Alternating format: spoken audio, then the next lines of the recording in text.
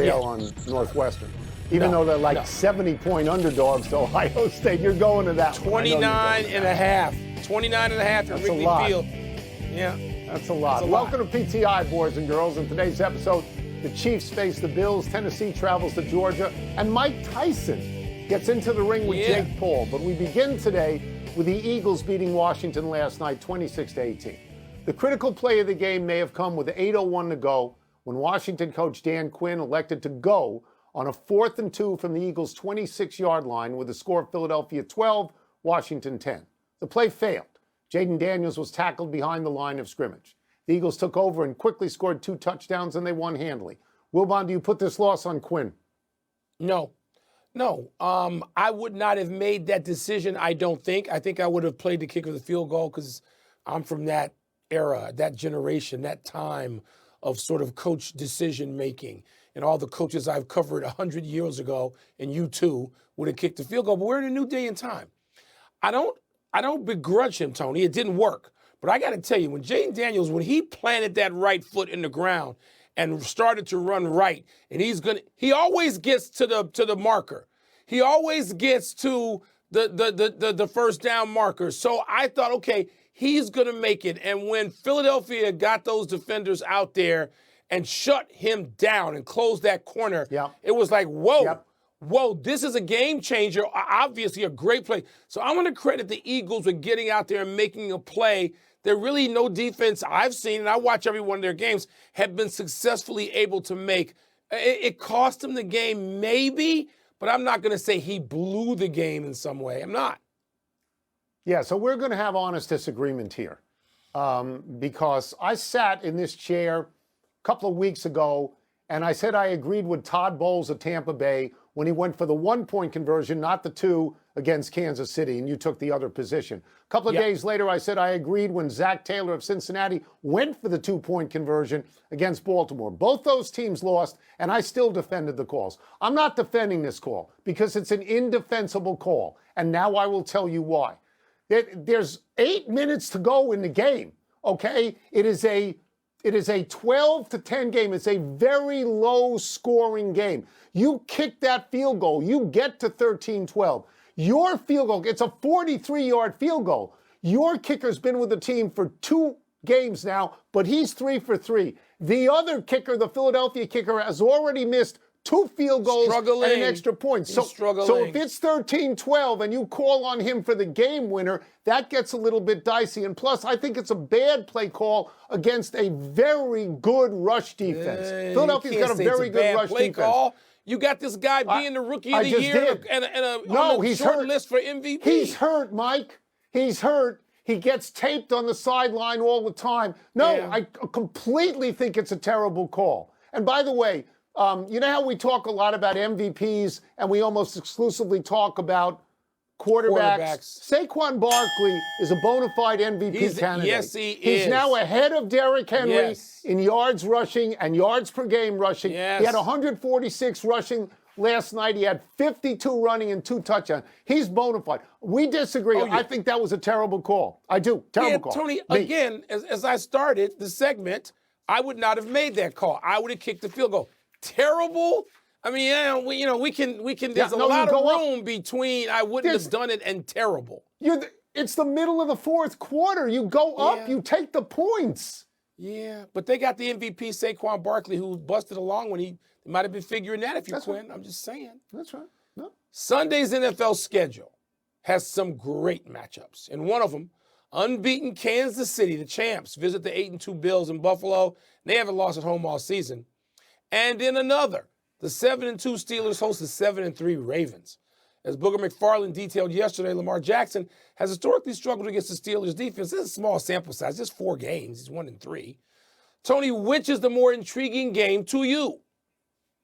All right, just let me answer that, and then I'll get to the larger answer. He's 1-3 against them. In 4 games, he has 10 turnovers and 7 interceptions. That's not good. That's not good. So let me get to the answer here.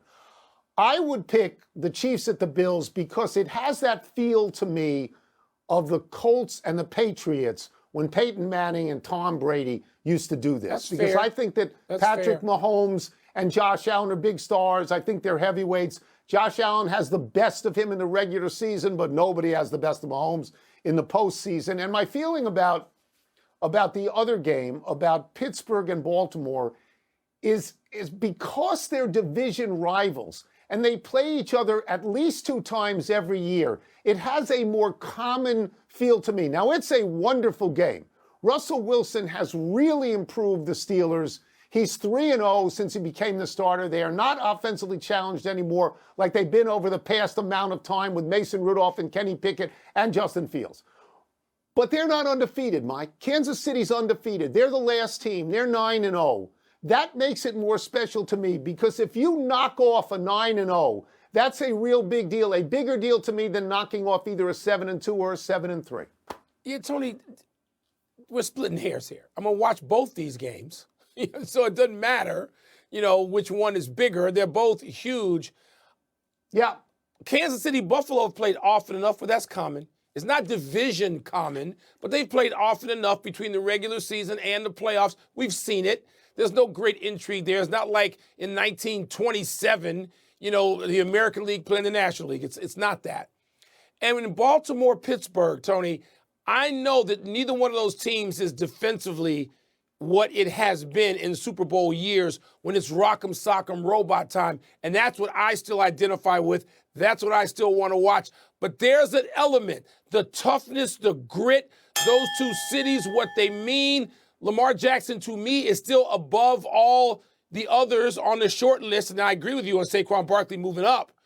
But Lamar Jackson's at the top of that list to me for MVP, right? This year. And I want to see what Steelers, I want to see what Mike Tomlin's got for him.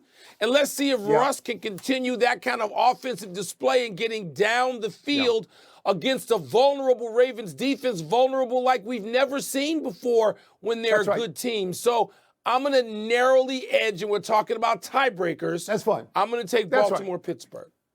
I will point out that Pittsburgh is 7-3 in the last 10 against Baltimore. 7-3. That seems decisive to me. Let's turn to tonight's boxing extravaganza. Mike Tyson, one of the great heavyweights ever, against Jake Paul, a YouTube celebrity turned boxer. Paul is 27 years old and weighs 220 pounds. Tyson is, 58 years old and is entering the ring at 233 pounds. Wilbon, what, if anything, is at stake for Tyson tonight? Absolutely nothing. Are we going to forget the fights against Michael Spinks and Razor Ruddock? Are we going to forget the great knockouts and Tyson coming into the ring? You and I have been ringside for this at times. Yeah. When he comes in like this to mama say knock you out, and he's got the white towel that he's torn and put over his head, and it looks like he has no socks and the black boots. Are you kidding me? Yeah. I don't care what happens tonight. I don't care if Mike Tyson comes out in a LeBron James jersey. I wouldn't care. It doesn't matter what he does. Mike Tyson also is not a stranger to us. We've covered the good and the bad, the sublime and the bizarre. Mike Tyson's son, Amir, was our intern. Let's have full disclosure at PTI. And loved having him, got to know him. I know Mike's much of his family. This is not some dude from Mars for you and me. We've known him for forever. I want to see it. I think I'm going to pay for it and watch it. Nothing is at stake for Mike Tyson. Nothing. You don't have to pay for it. It's on Netflix. I know you have Netflix. Okay. You're not going to have to pay for it. All right, let me just talk about Tyson for a second. I don't know what's at stake for him either, unless he plans to get back in the ring and try to be champion again, and he's not going to do that. Maybe some small slice of his reputation, but I'm agreeing with you. Nobody who saw Tyson in his 20s is going to be moved at all by anything that happens tonight when he's 58 years old. Okay, so this is not going to be hit and giggle, if I'm correct about this. This is real hitting. And I think it was Tyson who first said, everybody's got a game plan until they get punched in the mouth. And it's not going to be like Floyd Mayweather against Conor McGregor. It's not going to be a real boxer against a guy who likes to try to kick you in the face. I mean, Paul is now a real boxer, so any advantage Tyson might have if he was strictly an MMA guy, that's gone. I think I speak for both of us. I'm old, you're old. We're rooting for the old guy. Mike Tyson is incredibly important in the history of boxing. Yes. I don't think this Paul Yes. kid would be in The Hangover with a tiger. I don't think so. And Tyson was. Tyson was. Let's take a break. Coming up, does number 7 Tennessee or number 12 Georgia have the edge when they meet tomorrow?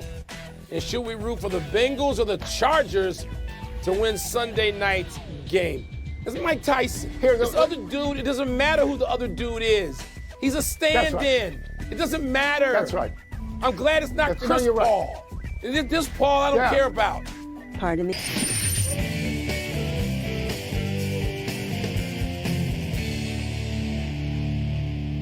Time for toss-up. 2 men enter, 1 man leaves, finishes the show, then naps for 4 hours before waking up to watch Mike Tyson fight like this was 1986. What's first? Toss up, which way are you leaning tomorrow? Number 7 Tennessee or number 12 Georgia? Now, I'm leaning towards Georgia, Mike. I think they have to win this. I think they're done if they don't win. That would give them 3 losses and, more importantly, would basically eliminate them from the SEC championship game. I know I've said to you that I think an SEC team with 3 losses can get into the playoff, but I think you have to be in the SEC championship game if that is going to work. Tennessee has 1 loss. It's not as critical a game for them. If they get a second loss, there's 30 other SEC teams right now with 2 losses. So I don't think that's a big deal. And I like Georgia, obviously, because Georgia is at home. But I will tell you, I'm leery about the quarterback, Carson Beck. Yeah. I believe that in his last 4 games, he's had 9 interceptions, Mike. Yep. It gives you pause, Tony. But Georgia's not going to lose this game between the hedges. And if that means running the ball 65 times or benching Carson Beck, they'll do it. They're not losing this game at home. This is pretty much, to me, as close as you get on a Saturday between 2 worthy teams as a guarantee. I mean, Georgia's lost, they lost on the road. They lost tough games. They lost to Alabama. They lost to Mississippi. Those are 2 top 10 teams. They're not losing at home to Tennessee. They will rebound, and we will go back and forth. You and I will have plenty of time to go back and forth about the 3 losses, because I think the committee will find a way, if it can, to put Alabama or Georgia in with 4 losses, because it's just, it's just like hitting likes on social media. It's, Tony, it doesn't matter. It's an invitational. It's the SEC Big Ten invitation. That's why I'm not going with you and Booger. You're not going to drag me down this path. It's not that I'm not excited about the season. You guys tried to divert that yesterday. No, it's this bogus poll. It's this bogus thing on Tuesday and the show that comes with it. They're going to put as many SEC teams and Big Ten teams as they can stuff into the 12, and Georgia's still got a real shot if they win this game, and they will. That'd probably be 7 or 8 of them as they could stuff in there. What's next? Toss up, which team would you rather see win Sunday night's game? The Bengals or the Chargers? Okay, I am partial to the Bengals. I am partial to their offense. I'm partial to Burrow to Chase. I mean, they score so many points. They lose a lot of games, but they score so many points. They're so much fun to watch. I don't really have a good read on the Chargers. I know that they're in turnaround of sorts with Jim Harbaugh. I know they're 6-3 at this point. Maybe they would be a playoff team. I also know they don't score a lot of points. I think it's actually under 20 a game. They seem sort of pedestrian to me, Mike. I mean, they are remarkably unglamorous for a Los Angeles team. So I will cast my fate with the Bengals. Well, they're not a Los Angeles team. They're still a San Diego team. Thankfully, they have those jerseys, and I hope they're wearing the baby blues. I mean, let's face it. You want to see those baby blues. The 2 most interesting uniforms to me in football these days, they're both kind of baby blues, even though Mississippi's are a little darker. How about those Ole Miss uniforms they wore last week? Those are great. And the Chargers, Harbaugh and Herbert. I'm going to root for them. I don't root against Jim Harbaugh. I just don't. Really? I rooted for him since he was a quarterback in college. Even though I never root for Michigan, I rooted for him. I rooted for him when he was drafted by and played for the Bears for about 7 seasons, it seems to me. My memory may be failing me. I think it's about 7 seasons. I love Jim Harbaugh. I wanted him to be the coach of the Bears, and I'm proving to be right on that score, too. Yeah, I don't care about the Bengals. Boomer Esiason is not there anymore. Carson Palmer's not there. Those are the guys I rooted for. They're long gone, 50 years gone. I'm rooting for the people in the baby blues, and I like Justin Herbert, and I think he's undervalued. It's not an L.A. team. It just isn't. They may play there. Nobody in L.A. even knows they are there. They ought to play in San Diego and Petco. That's where they belong. For years and years and years, you said the Chargers took a nap. You got to prove to me they won't do it again this year. That's it. Naps. Let's take one last break. Still to come, is LeBron or Wembanyama more likely to put up huge numbers tonight? And what should we expect out of Caleb Williams and the Bears offense against the Packers Sunday? Happy time, people. Happy 23rd birthday, Wyatt Langford. The left fielder for the Texas Rangers was a rookie this season. He batted .253 with 16 homers, 74 RBI, 19 stolen bases, 74 runs scored. Nice numbers. But in September, he was the American League Rookie of the Month and Player of the Month. That's only the 11th time that's happened since 2001. In September, Langford hit .300 with a .996 OPS, a league-leading 8 home runs, 20 RBI, and 25 runs scored. Over the course of the season, Langford became the second player ever to hit a walk-off grand slam, hit for the cycle, and hit an inside-the-park home run in the same season. The other player, Mike, Jackie Robinson in 1948. Well, you know, when you put Jackie Robinson in a sentence, I was going to say to you, there's too many numbers and firsts in this tribute, this birthday tribute. It's like the kid is Babe Ruth. But then when you get Jackie Robinson in there, you know, and you say he's the first one since, that's not the first one since last week to have 5, 5, 5, 5, 5, 5, 5, and 5. You're right. Happy anniversary, Melvin Gordon. On this day 10 years ago, the Wisconsin Badgers star running back rushed for 408 yards to break the single-game major college rushing record before sitting out the fourth quarter in a 59-24 rout of Nebraska. Gordon surpassed LaDainian Tomlinson's record that he'd held for 15 years. Gordon got to enjoy being at the top of the heap for exactly 1 week, because the next week, Oklahoma true freshman Samaje Perine rushed for 427 yards and 5 touchdowns in a victory over Kansas. Perine is now a backup running back for the Chiefs, and Gordon is out of the league, having last played for Baltimore. Yeah, Tony, I still, I guess being a kid growing up watching Big Ten teams where often nobody in the whole league in the 60s and 70s and 80s could pass the football, I still take a certain amount of pride in watching great running backs and pile up numbers. And even if it's a cheesehead in Wisconsin, I still think that's pretty cool. And I love when I see it now on Sunday, which is a whole lot less frequent. Saturday, excuse me. Yeah, I think Saquon Barkley opened a lot of eyes last night by being that kind of running back. Yeah, that was fun. Happy trails to last night's game for the Winnipeg Jets. As Wilbon predicted, the mighty Jets fell to the Tampa Bay Lightning 4-1. The Ning, as Wilbon calls them, were well rested, coming off a 7-day layoff. 7-day layoff? And they stifled the Jets' league-leading power play, which went 0 for 5. It's only the second loss of the season by Winnipeg against 15 winnings. Also last night in the NHL, Connor McDavid scored to become the 4th fastest player in league history to reach 1,000 points. He's behind only Wayne Gretzky, Mario Lemieux, and Mike Bossy. Good company. McDavid is also the 4th youngest to that mark. The 3-time MVP later added a backhand assist to beat the Predators in overtime. Look at that play. Bossy. Tony, Bossy only scored fewer than 50 goals one time in his career, the last year he played. We don't mention Bossy often enough with the short list of great players in the NHL, starting with Gretzky, sorry, Bob Ryan. Why isn't Bossy even ahead of Bobby Orr, even though I know Orr is the greatest defenseman of all time? Bossy, 4 championships, and that was your team in your youth, wasn't it? My team, New York Islanders, baby. Long Island zone. Let's go to the big finish. The Packers visit your Bears on Sunday. Your expectations for the Bears offense? It's not about the Bears offense to me. It's about the Bears. They can't get up. They have no spirit. I want to see them respond and breathe and play. Be the monsters. U.S. men's soccer team beat Jamaica at Kingston last night 1-0. Is that significant?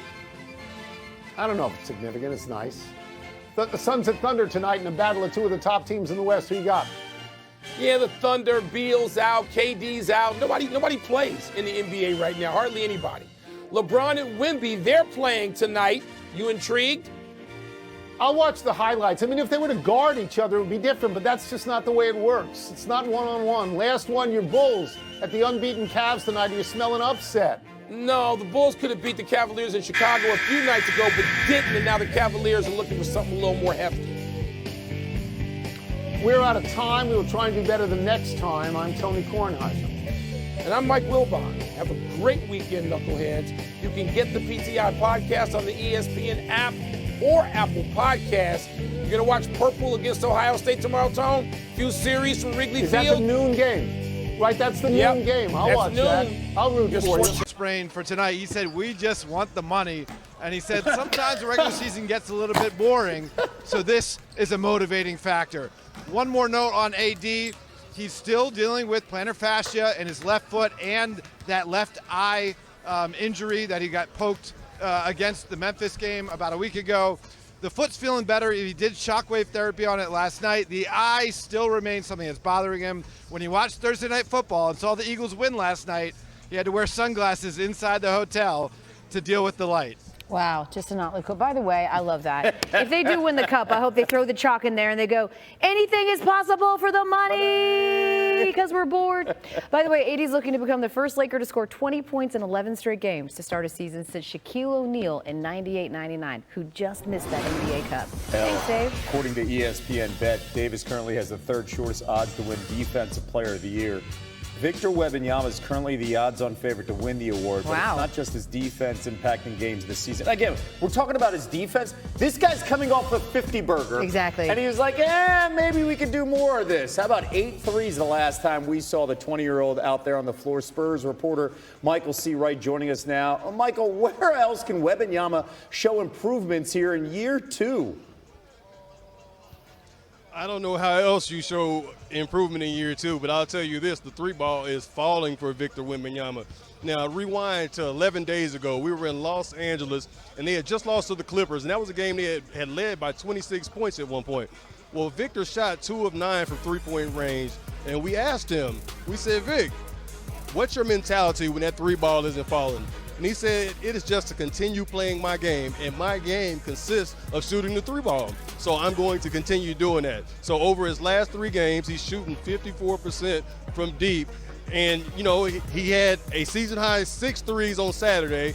He matches that on Monday, and then Wednesday, the man goes for 8 of them and scores 50 points. So he's got the ultimate green light at this point because the Spurs do not want to limit Victor Wembanyama's growth in any area of the game. They want him to try it and do all the things that he can do because they still don't know exactly what it is that, you know, what he's capable of. So they're trying to figure all that out right now. It's scary. Again, Wemby's the first player with 20 triples and 10 blocks in a 3-game span in NBA history, and he's only 22nd year in the league. Michael, thank you so much. El? Oh, this just into SportsCenter, Kevo. Kyan Anthony, son of longtime NBA star Carmelo Anthony, committed to Syracuse today, 21 years after his dad led the Orange to a national championship in his one and only season with the Cuse. Kyan said family ties and a strong relationship with coach Adrian Autry were the deciding factors.